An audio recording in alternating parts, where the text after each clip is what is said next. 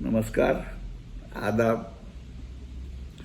आपका मेरी अपनी महफिल में एक बार फिर इस्तकबाल है, स्वागत है। आप सोच रहे होंगे आज तीसरी बार मैं क्यों आ रहा हूं। उसकी वजह यह है कि इरफान साहब ने याद दिलाया कि 4 सितंबर को जनाब मुश्ताक अहमद यूसुफी साहब की सालगिरह है, तो क्यों ना कुछ पढ़ा जाए। अब मैंने ये सोचा कि सिर्फ 4 सितंबर को ही क्यों पढ़ा जाए। मुश्ताक अहमद यूसुफी उर्दू में तंज़ो मिज़ाह यानी हास्य और व्यंग में इतना बड़ा नाम है कि उनको खराज अकीदत एक ही दिन पेश करना, शायद मुझे लगा कि बात छोटी हो जाएगी, तो इसलिए मैं आज से आपको सुना रहा हूं उनके अक़वाल, जिन्हें अक़वाल यूसुफी के नाम से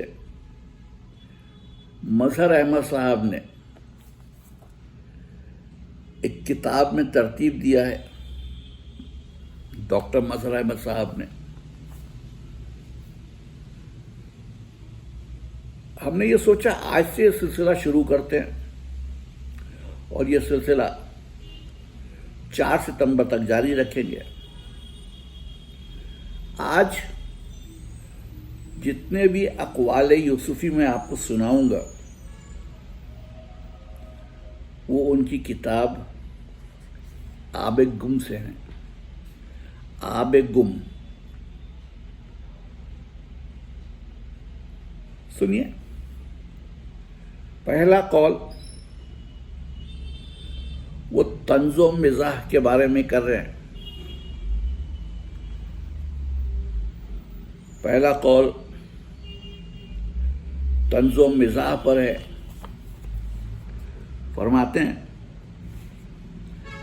कदीम ज़माने में चीन में ये दस्तूर था कि जिस शख्स का मजाक उड़ाना मकसूद होता उसकी नाक पर सफ़ेदी पोत देते थे।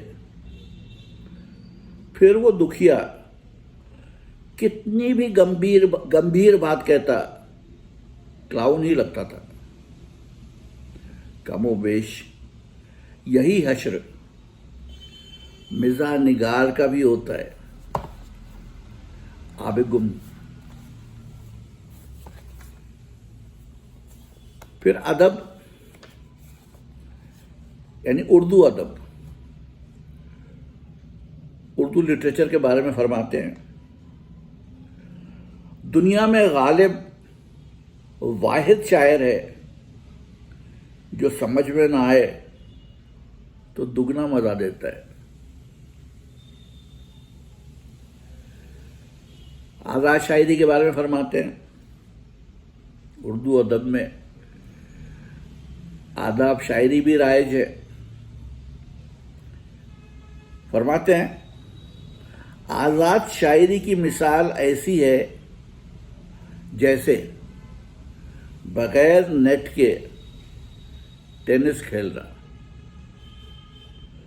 आज़ाद शायरी की मिसाल ऐसी है जैसे बगैर नेट के टेनिस खेलना। उर्दू अदब के बारे में एक और कौल है उनका कि हमारे ख्याल में आदमी को ढोने की इजाज़त सिर्फ 2 सूरतों में मिलनी चाहिए। हमारे ख्याल में आदमी ढोने की इजाज़त सिर्फ 2 सूरतों में मिलनी चाहिए। अव्वल उस मौके पर जब दोनों में से एक वफात पा चुका हो, दूसरे उस सूरत में जब दोनों में से एक उर्दू नक्काद हो जिस पर मुर्दे ढोना फ़र्ज ही नहीं, ज़रिया माश اور وجہ شہرت بھی ہو. اردو ادب پہ آگے فرماتے ہیں، اور یہ داغ دہلوی صاحب کے بارے میں ہے کہ کلام داغ آسمان فصاحت سے اترا، کوٹھے پہ اٹکا، وہاں سے پھسلا تو کولہے پہ آ کے مٹکا.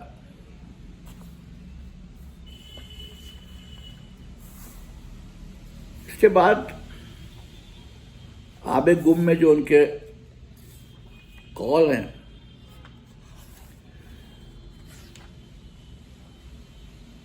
اب جو میں قول آپ کو سنا رہا ہوں، یہ سوہانی یادری سے کہتے ہیں نا، نوسٹیلجیا کے بارے میں ہے کہ بوڑھے آدمی کے حال کی سب سے بڑی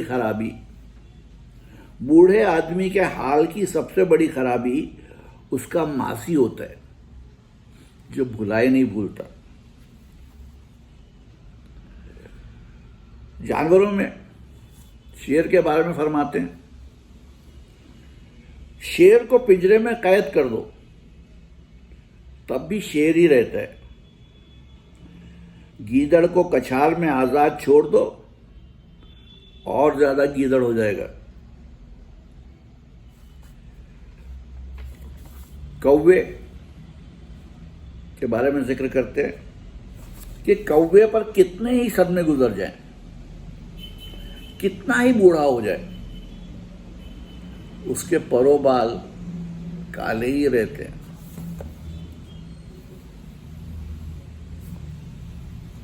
معاف کیجیے گا. اگلا قول آنکھ کے نشے کے بارے میں ہے کہ آنکھ کا نشہ سب سے باولا نشہ آنکھ کا نشہ ہوتا ہے، اور سب سے گندا گناہ آنکھ کا گناہ ہے. اس کے بعد سولو پرفارمنس، سولو پرفارمنس پر ان کا قول ہے، ہمارے یہاں ناچ گانا، حکمرانی اور مشاعرہ عقل کھرے فن ہے، ان کا سارا مزہ اور بنیادی سولو پرفارمنس پر ہے.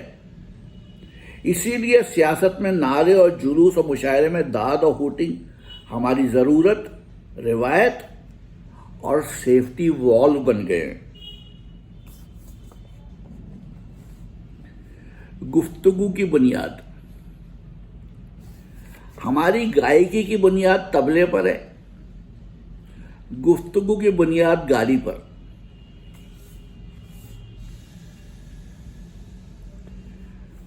ٹھاٹ، کبھی اپنے کسی بزرگ یا باس یا اپنے سے کم بدمعاش آدمی کی اصلاح کرنے کی کوشش نہ کرنا. انہیں غلط راہ پر دیکھو تو 3 دانہ بندروں کی طرح اندھے، بہرے اور گونگے بن جاؤ. ٹھاٹ کرو گے، ٹھاٹ. شوق کی پہچان، یعنی ہابی کی پہچان، شوق کی پہچان. سچے شوق اور ہابی کی پہچان یہ ہے کہ بالکل فضول اور بے مصرف ہو. ٹوٹی لاٹھی، 1000 لاٹھی ٹوٹی ہو پھر بھی گھر بھر کے 1000 لاٹھی ٹوٹی ہو پھر بھی گھر بھر کے برتن باسن توڑنے کو بہت ہے. بے حس اور نکما، جب آدمی اپنے کام پر فخر کرنا چھوڑ دے تو وہ بہت جلد بے حس اور نکما ہو جاتا ہے. پھر وہ اپنے کام کو بھی سچ مچ ذلیل اور گھٹیا بنا دیتا ہے.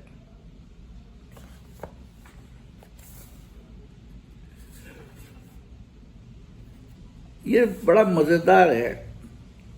اس کا عنوان ہے نر و مادہ، یعنی نر اور مادہ. پرندوں، چھپکلیوں، مچھلیوں، پنکس، انگریزی کا پنکس PUNKS، پرندوں، چھپکلیوں، مچھلیوں، پنکس اور اردو الفاظ میں نر و مادہ کی تمیز کرنا انسان کے بس کا کام نہیں.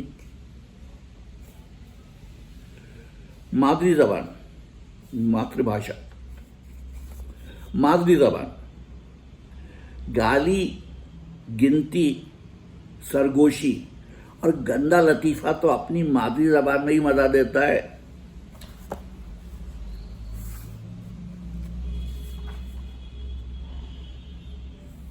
نظر نظرانہ، نظر نظرانہ تو نظر نظرانہ. کبھی انکم ٹیکس آفیسر، پولیس، جوان جورو اور پیر و فقیر کے پاس جاؤ تو سولجر کی مافک خالی ہاتھ ہلاتے، ڈبل مارچ کرتے نہیں جاؤ، ہمیشہ کوئی ڈالی، کچھ مال پانی، کچھ نظر نظرانہ لے کے جاؤ. سچ، ستیہ، سچ. فی زمانہ 100% سچ بول کر زندگی کرنا ایسا ہی ہے جیسے بجری ملائے بغیر صرف سیمنٹ سے مکان بنانا.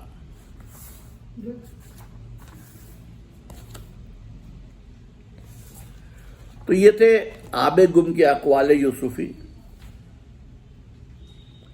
کل پھر آؤں گا، کچھ اور قول سناؤں گا آپ کو. تب تک کے لیے اجازت، آداب.